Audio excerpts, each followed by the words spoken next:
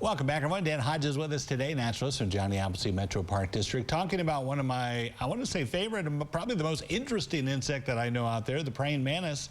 Tell us a little bit about what we should know about it. Well, everybody knows this bug. What a familiar insect, right? It's long, it's got these crazy legs and these great big eyes. And what an interesting animal. Well, what you might not know is that we have a couple of different types of mantis here, right here in Ohio. Some of them are from around here. Some of them not so much. So I've got a couple over here. I'm praying that they're going to do me a good service over here. But let me turn you around here, and I'll show you what we've got. So we've got one native and one that came from overseas, huh? Yeah, so over here on the right-hand side, if you can see this guy right here, what a big old animal. Here, I'll put my hand by here for comparison. This is the Chinese mantis, and this is probably the most familiar bug. You've seen it before. We think it's great for the garden. You know, it's super fun to watch, fun to experience. This big bug is not from around here, and actually, because it's a generalist predator, it'll eat the good bugs as well as the bad. It's not as good for your garden as we think it is. But over here, look, she's posing so beautifully for us. Look at this guy. This one right here is just, what a cool animal. So this is the Carolina mantis. Let's see if we can't turn her around here. Turn around and show us your. Oh, she's so cute. Wow, that's a good job. Carolina mantis is significantly smaller.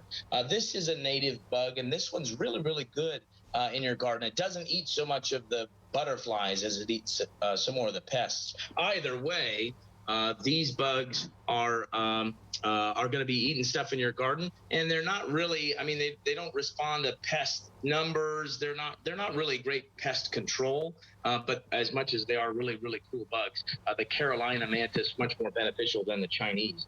I have a male over here too, Jeff, and the male is eyeing that female a little warily. And right. As well he should, from what I hear. Right.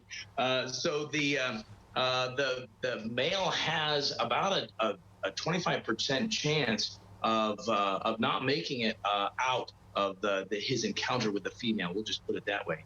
And it's actually really, really an interesting exchange, because you see the copulation is controlled by nerves in the abdomen and not the head, and the mantis will eat the head first. So really, it's not going to interfere with the business of the day if the female eats the male. In fact, it'll probably increase the chances of fertilization for the male. So really, I mean, are you kind of putting all your eggs in one basket and even giving the female a meal if she ends up consuming the male? Or maybe you're a very wary male and you're just going to visit and try to get away as quick as you can. I asked my wife which strategy works best, and she was washing the dishes. She turned to me, and I don't know why she had a steak knife. She said, "Good question, Dan. I had to go to work, so I didn't finish."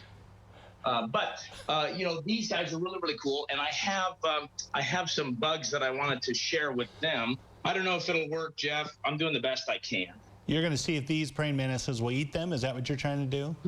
Well, that's kind of the idea. Okay. So we'll give it a shot. Dump them in there and see what happens. I'm sure these little insects are just, oh my gosh, it's happening. Oh, he's eating him up. Was that a little cricket? Yeah, so there I fed the Chinese field cricket. Man, they don't take long. They got big kinds of business, and he's going to go really quickly through anything that's dangerous. He's going to rip that off, so any of the legs are going to come off first, and then he'll start with the head and eat his way down. It's very gruesome. I'm sorry. Hopefully you haven't eaten your breakfast yet. This is the most horrific thing I've ever seen on live TV. I can't believe he grabbed him that quick and took care of him. Oh, my gosh. Now this other poor cricket, he saw what happened. He's like, are you kidding me? Oh, my gosh. Now this other one, so we've got two different types, and they lay these wonderful little foam-covered egg sac sort of thing. They're not a cocoon. It's actually called an ootheca, but that's a good icebreaker at a barbecue if you need that. Yeah. How many will come out of there at a time, do you think, once it all hatches? Any idea?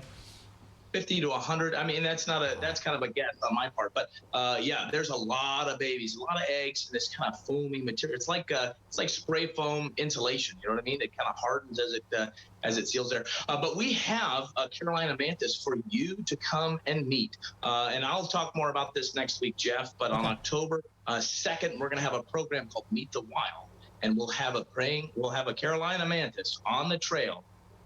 I'll give you a hint.